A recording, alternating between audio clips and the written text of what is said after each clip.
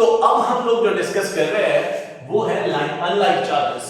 तो neutral point ढूंढेंगे student for unlike charges. इसमें हम मान लेंगे कि हमारा एक चार्ज जो है वो पॉजिटिव होगा और दूसरा चार्ज जो होगा वो नेगेटिव होगा। और जब ऐसे चार्ज सामने सामने आते हैं, से फॉर एग्जांपल हमारा फर्स्ट जो चार्ज है Q1 उसे हम लोग पॉजिटिव चार्ज मान लेते हैं और दूसरा जो चार्ज है Q2 वो हमारा नेगेटिव चार्ज मान लेते हैं। इन दोनों के बीच का जो डिस्टेंस ऑफ सेपरेशन है, इस डिस्टेंस ऑफ सेपरेशन को हमने r से डिनोट किया हुआ है। So the distance of separation is denoted with the letter small r. अब स्टूडेंट होता क्या है कि जब भी दो चार्जेस आमने सामने आते हैं एक दूसरे पे फोर्स लगाते हैं। अब इस केस में अगर मैंने कोई पॉइंट यहां बीच में लोकेट किया, इन दोनों चार्जेस के बीच में किसी पॉइंट पे अगर मैं लोकेट करता हूं तो उस केस में ये वाला जो चार्ज है, से फॉर एग्जांपल अगर ये x डिस्टेंस ले लिया मैंने, तो ये वाला जो चार्ज है ये इस पॉइंट पे अपनी फील्ड लगाएगा जो कि एक ये पॉजिटिव चार्ज है। तो पॉजिटिव चार्ज अपनी फील्ड आउटवर्ड लगाता है, ऐसे हम लोग मान लेंगे। तो E1 बाहर की ओर लगेगी, लेकिन उसी तरीके से यहां एक नेगेटिव चार्ज भी है जो कि अपनी फील्ड लगाएगा। इतना डिस्टेंस दूर है वो इस पॉइंट P से, तो यहां नेगेटिव चार्ज जो कि हमारा Q2 है वो भी एक अपनी फील्ड लगाएगा। इस बार नेगेटिव चार्ज जो होता है वो अपनी ओर ही खींचेगा, इसको पुल करेगा। तो यहां पे हमें समझ में आएगा कि E2 की जो फील्ड है वो भी इसी डायरेक्शन में लगेगी। नेगेटिव चार्ज इनवर्ट पुल करता है, तो यहां पे ये अपनी फील्ड लगाएगा। दोनों फील्ड को अगर आप ऑब्जर्व करते हो तो आपको समझ में आता है कि दोनों फील्ड एक ही डायरेक्शन में लग रही है, दोनों फील्ड अलाइंड है। तो इसका मतलब है नेट फील्ड यहां पे कभी भी जीरो नहीं मिल सकती है, बिकॉज यहां पे नेट फील्ड ऐड हो जाएगी। ऐड होने के बाद यहां की फील्ड कभी, बिकॉज ये सपोर्ट करेगी एक दूसरे को, तो यहां पे net field can not be zero at any moment, because ये कभी नहीं हो सकता कि यहां पे नेट फील्ड जीरो मिले। कोई भी पॉइंट आप इस लाइन पे कोई भी पॉइंट अगर आप लोकेट करते हो तो आपको कभी भी नेट फील्ड जीरो नहीं मिल सकती है। इस केस में जो कि पहले वाले केस में आपको जहां पे हम लोग दो लाइक चार्जेस की बात करते थे तो फील्ड बीच में ही इन दो इस लाइन के ऊपर ही पॉइंट मिलता था जहां पे नेट फील्ड जीरो हो जाती थी, बट यहां वैसा आपको देखने को नहीं मिलेगा। तो फिर क्या होगा, तो अब हम अपना पॉइंट जो है उसको थोड़ा बदल देते हैं। अब इस बार हम लोग पॉइंट जो है वो outside the line joining the two charges consider करेंगे और चेक करते हैं कि क्या हमें वहां नेट फील्ड जीरो मिल पाती है या नहीं मिल पाती है। तो आइए जरा देख लेते हैं स्टूडेंट्स। ओके, सो हमारे पास दो चार्जेस लिए हमने, जिसमें से एक पॉजिटिव मान रहे हैं हम लोग और दूसरा नेगेटिव मान रहे हैं। अब सवाल ये है कि यहां पॉइंट हम लोग जो है आउटर पॉइंट ले रहे हैं, बिल्कुल उसी लाइन, जो लाइन इन दोनों के सेंटर से पास हो रही है, उसी लाइन में आउटर साइड पे हमने एक पॉइंट लोकेट किया P, और ये पॉइंट इस चार्ज Q2 से, ये पॉइंट इस चार्ज Q2 से x डिस्टेंस पे है, x डिस्टेंस पे है। सिमिलरली अगर चार्ज Q1 की बात करें तो ये चार्ज जो है इस पॉइंट से r plus x distance away माना जाएगा, r plus x distance away माना जाएगा इस पॉइंट P से। अब सवाल ये होता है स्टूडेंट्स कि ये जो नेगेटिव चार्ज है ये इस पॉइंट P पे अपनी फील्ड लगाएगा और ये अपनी फील्ड इस डायरेक्शन में लगाएगा जिसको मैं E2 बोलूंगा। सो E2 की जो डायरेक्शन है वो टुवर्ड्स द चार्ज होगी, क्योंकि ये एक नेगेटिव चार्ज है और नेगेटिव चार्ज अपनी फील्ड लगा रहा है, इनवर्ड लगेगी। ऑन द कॉन्ट्ररी जब हम लोग पॉजिटिव चार्ज की बात करेंगे तो पॉजिटिव चार्ज इस पॉइंट पे जो फील्ड लगाएगा वो आउटवर्ड लगाएगा, जो कि ऐसी समझ में आएगी। अब दोनों फील्ड एक दूसरे के अपोजिट डायरेक्शन में समझ में आ रही है।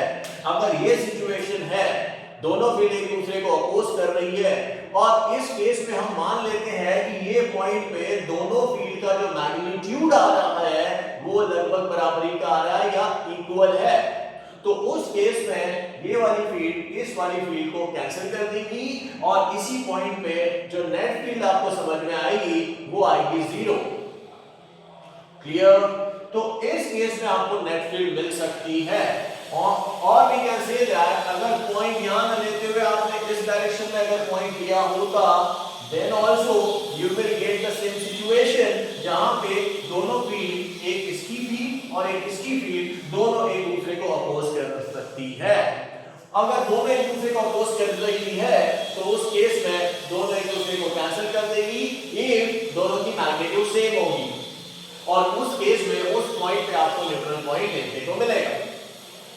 तो आइए फिर इसका न्यूट्रल पॉइंट निकाल देते हैं। Clear?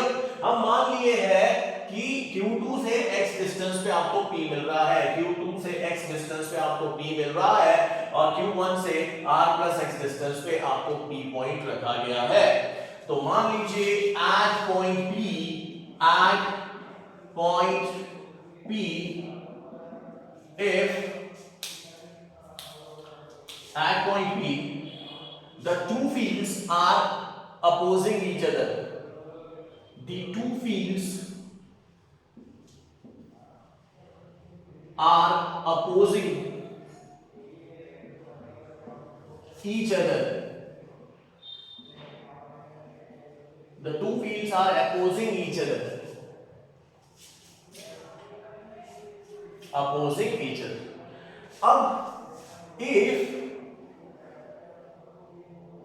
E1 is equal to magnitude of E1 equals to magnitude of E2, अगर ऐसा हो गया then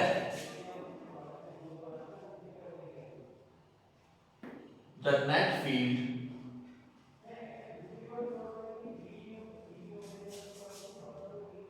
is 0.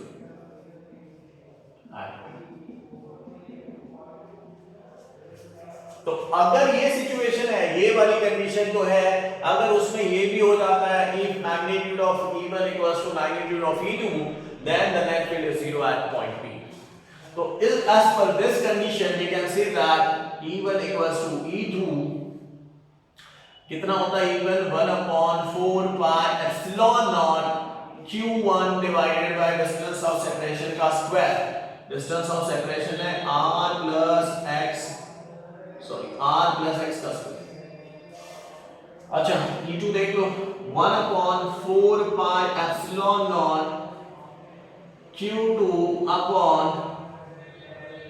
x का स्क्वायर, यहां से यहां तक का डिस्टेंस x तो ये इसका स्क्वायर। अच्छा काफी सारी चीजें कैंसिल हो सकती है, यहां से कैंसिल कर दिया हमने। फिर हमने क्या किया, x को इधर लेके आ गए, r plus x ऐसे कर दिया, इसका स्क्वायर कर दिया, x स्क्वायर इधर आ गया और इधर क्या हो गया Q2 upon Q1। अब यहां पे स्क्वायर टर्म आ रही है तो टेकिंग स्क्वायर रूट ले लेते हैं, टेकिंग s क्यूब रूट, तो यहां हमने रूट ले लिया इसका, और रूट लेने के बाद हमें समझ में आता है कि यहां पे बचता है x upon r plus x equals to Q2 upon Q1, इसको मैं रूट में डाल देता हूं ऐसे।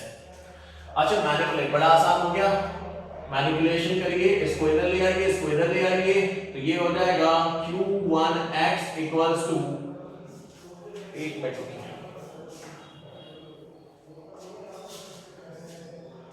चलिए तो इसको इधर ले आइए,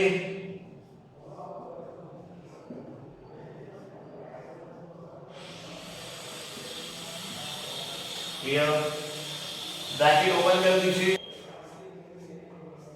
x वाली टर्म को x वाली टर्म के करीब लाइए, तो ये हो जाएगा Q1 x minus root Q2 x equals to root Q2, और ये हो गया,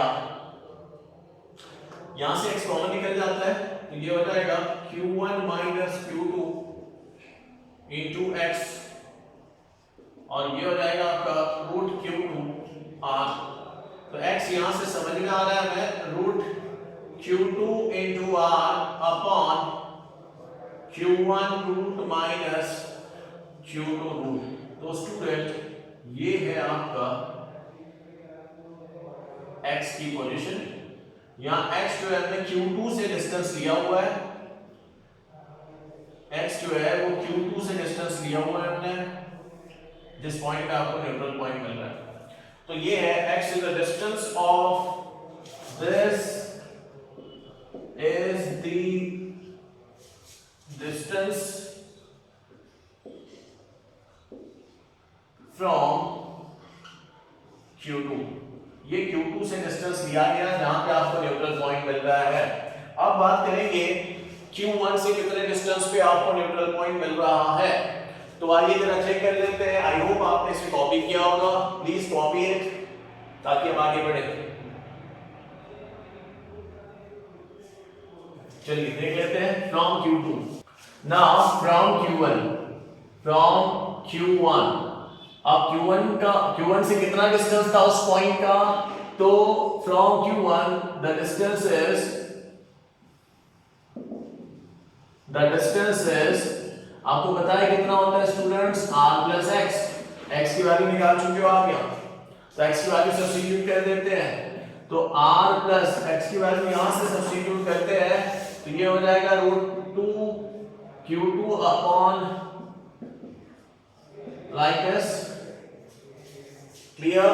अब क्या करो, क्रॉस मल्टीप्लाई मैनिपुलेशन है, r उधर निकाल लो या इसको क्रॉस मल्टीप्लाई करो, इसके नीचे 1 है, इसके ये है, तो क्रॉस मल्टीप्लाई कर लो, तो ये हो जाएगा आपका √Q1, इसको इसके साथ मल्टीप्लाई करो, ये हो गया r minus r into Q2 plus Q2 into r upon ये इसके साथ Q1 माइनस Q2।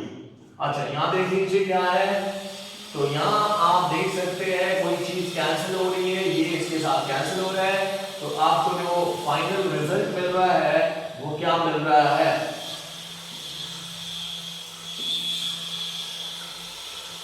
तो ये है भाई neutral point, r plus x की वैल्यू है ये, या फिर आप इसको ऐसे लिखिए डिस्टेंस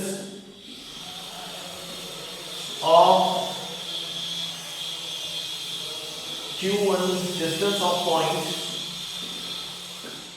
from Q1, तो ये है इसका फॉर्मूला स्टूडेंट्स, Q1 से इतना निकला। अब इसे से देखते हुए हम आंसर कर सकते हैं, इसको याद कर सकते हैं, जिस चार्ज से डिस्टेंस मेजर किया जाता है वो चार्ज रूट में ऊपर लेना है आपने, और डिनोमिनेटर में दोनों चार्जेस का क्या हो जाएगा, डिफरेंस लेना है आपने। क्लियर हो रही बात। तो इस तरीके से हमने न्यूट्रल पॉइंट निकाला है दोनों केसेस में। Clear. So please copy this is very important, इस पे क्वेश्चन बनते हैं स्टूडेंट्स, तो आपने इसको अच्छे तरीके से समझना है, प्रैक्टिस करनी है और ध्यान रखना है। I hope it is understood.